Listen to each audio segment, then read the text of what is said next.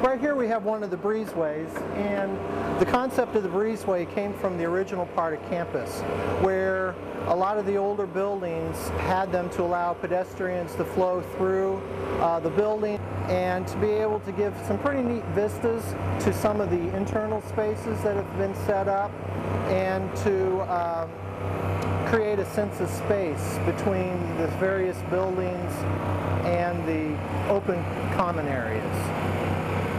Part of the goal with the exterior design of these buildings was taking some of the style cues and the vocabulary from the old part of campus, the original part of campus, and bringing it out towards this side of campus. A lot of that you can see in the kind of updated, but the version of the neo-Gothic, collegiate Gothic design of these structures. From the breezeways that we've already talked about to some of the treatments in and around the windows is all kind of picking up details that were brought from the old part of campus. One of the things that we're keeping very good track of on this project is the amount of waste that is generated and recycling as much of that as possible. As you can see behind me, there are various dumpsters to keep track of various things from gypsum board, metal, concrete, wood, apart from just general trash that can't be recycled.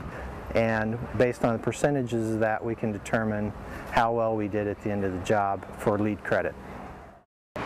Below me is the central lobby to the center building of the complex. The center building houses, among other things, the main offices where the students will come and interact on a daily basis to get their mail and a variety of other things that they need. There's also a convenience store where they can pick up daily supplies. There's classrooms in this building, as well as seminar rooms where they can, again, meet with groups of people more casually to work on their studies. This is probably the most focal of the seminar rooms. It will have glass on all four sides, and it is also cantilevered over the main entry. So it is a very prominent feature of this building. One of the nice things about all our classrooms is we have pretty much a continuous wall of windows for each of the classrooms, so there's plenty of daylighting for the students. In the summertime, they lease the space out for various conferences. Once we get to that point, this facility will actually be very good for them for that, because of the classroom space, the availability of housing to house the people attending the seminar in very close proximity. And there's plenty of breakout space, such as this corridor, which have plenty of wide areas where they can set up various displays or lounge furniture for the participants to be able to have some downtime in between their seminar classes. Here we're on the balcony level of one of the two-story lobby here in Building A. It is one of the central gathering spaces for the kids. Once everyone's moved in, there'll be some lounge furniture and that kind of thing, probably some media stuff down there, just to allow the kids to be able to congregate, kind of more like a big living room for the building as opposed to the individual rooms. Kind of gives more of a homey feel to the overall structure. This is going to be eventually one of the outdoor living spaces just off of one of the lounges. It will enable the university on move-in week or whenever, if the dorm wants to have a dorm party or something like that, they can have a cookout here. There'll be walls with seating, so they're kind of extending the indoor space out a little bit. All right, this is one of the many studies that are sprinkled throughout the different housing units.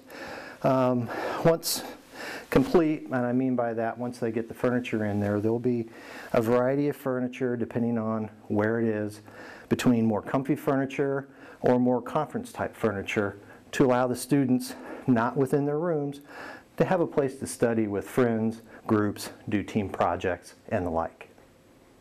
This is a typical kitchen area that all the units have. Most of them have a single length kitchen area like this one is here. There are several units that have an L-shaped. Each has a small refrigerator, stove, what eventually will be a microwave unit that's missing to date here, but it is a full service kitchen.